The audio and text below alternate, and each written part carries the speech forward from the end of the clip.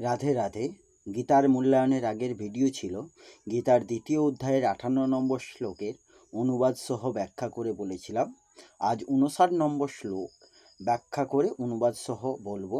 ৫৯ নম্বর শ্লোক সংস্কৃতে বলা হয়েছে, বিষয়া বিনির্বর্তন্তে নিরাহারস্য দেহিন রসবর্জম রস ওপি অশ্ব পরম দিষ্টা নিবর্ততে।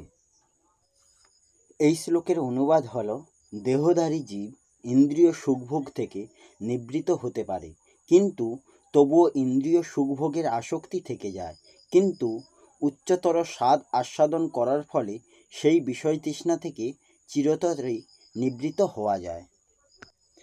এই শ্লোকের অপর একটি অনুবাদ হল, অনাহারী অর্থাৎ ইন্দ্রিয়গুলিকে বিষয় হতে প্রত্যাহারকারী ব্যক্তির বিষয়ভোগ নিবৃত হলেও তার বিষয় তৃষ্ণা নিবৃত হয় না, কিন্তু পরমাত্ম তত্ত্ব অনুভূত হওয়ার ফলে স্থিতপ্রজ্ঞ ব্যক্তির বিষয় তৃষ্ণা নিবৃত হয়ে যায়, অর্থাৎ সংসারে তার কোনো রসতৃষ্ণা থাকে না। এর তাৎপর্য হল, অপ্রাকৃত স্তরে অধিষ্ঠিত না হলে ইন্দ্রিয় সুখভোগ পরিত্যাগ করা সম্ভব নয়। বিধিনিষেধের দ্বারা ইন্দ্রিয় সুখভোগ থেকে নিবৃত হওয়ার পন্থা অনেকটা রোগীর বিশেষ ধরনের খাদ্যের উপর নিষেধাজ্ঞার মতো। রোগী সাধারণত এই সমস্ত বিধিনিষেধ পছন্দ করে না বা তার খাওয়ার লালসাও কোনো অংশে কমে না। তেমনি যম, নিয়ম, আসন, প্রাণায়াম, প্রত্যাহার, ধারণা, ধ্যান ইত্যাদি অষ্টাঙ্গ যোগের মতো কিছু পারমার্থিক পদ্ধতির দ্বারা যে ইন্দ্রিয় সংযম তা উন্নত জ্ঞানহীন অল্প বুদ্ধিমত্তা সম্পন্ন ব্যক্তিদের জন্য অনুমোদিত হয়েছে। কিন্তু যিনি কৃষ্ণ ভাবনায় প্রগতি সাধনের মাধ্যমে শ্রীকৃষ্ণের কন্দর্পকোটি কমনীয় রূপের আচ্ছাদন করেছেন, তার আর নিষ্প্রাণ জড়বস্তুর প্রতি কোনো রকম রুচি থাকে না। তাই অধ্যাত্ম মার্গের প্রাথমিক স্তরেই কেবল বিধিনিষেধের মাধ্যমে ইন্দ্রিয়গুলিকে দমন করতে হয়। কৃষ্ণ ভাবনায় যতক্ষণ পর্যন্ত রুচি না হচ্ছে ততক্ষণেই এই বিধি নিষেধগুলি প্রয়োজন হয়। যখন কেউ প্রকৃতপক্ষে কৃষ্ণ ভাবনায় অধিষ্ঠিত হন, তখন তিনি আপনা হতেই ইতর বস্তুর প্রতি তার রুচি হারিয়ে ফেলেন।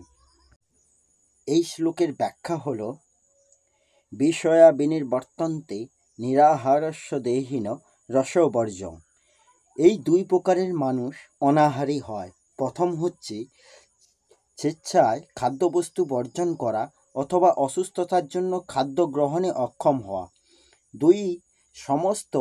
দ্বিতীয় পরিত্যাগ করে একান্তে আসন গ্রহণ করা, অর্থাৎ ইন্দ্রিয়গুলিকে সমস্ত বিষয় থেকে প্রত্যাহার করে নেওয়া। এই স্থানে নিরাহাস্য পদটি ব্যবহৃত হয়েছে সেই সব সাধকদেরই উদ্দেশ্যে যারা ইন্দ্রিয়গুলিকে বিষয় হতে প্রত্যাহার করে নিতেই সচেষ্ট হয়। রোগীর মনে এই ভাব থাকে যে কি করি, শরীর খাদ্যবস্তু গ্রহণে সক্ষম নয়, এই ব্যাপারে আমি পরবশ, কিন্তু যখন আমি সুস্থ হব, শরীরে সামর্থ্য আসবে, তখন আমি খাদ্য গ্রহণ করব। তার অন্তরে এইরূপ বিষয়রস তৃষ্ণা থাকে। এইভাবে ইন্দ্রিয়গুলি বিষয় থেকে প্রত্যাহার করে বিষয়ভোগ নিবৃত করা গেলেও সাধকের অন্তরে বিষয়ের যে রসতৃষ্ণা, সুখ তৃষ্ণা, তা সদ্য নিবৃত হয় না।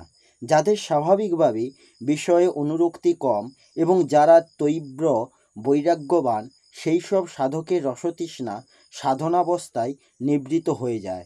কিন্তু যারা তীব্র বৈরাগ্য ব্যতিরেকেই বিচার বিবেচনার পরে সাধনায় প্রবৃত্ত হয়েছেন, সেই সাধকদের সম্পর্কে বলা হয়েছে বিষয়কে বর্জন করলেও তাদের রসবুদ্ধি নিবৃত হয় না। রসহ পশ্য পরং দিষ্টা নিবর্ততে।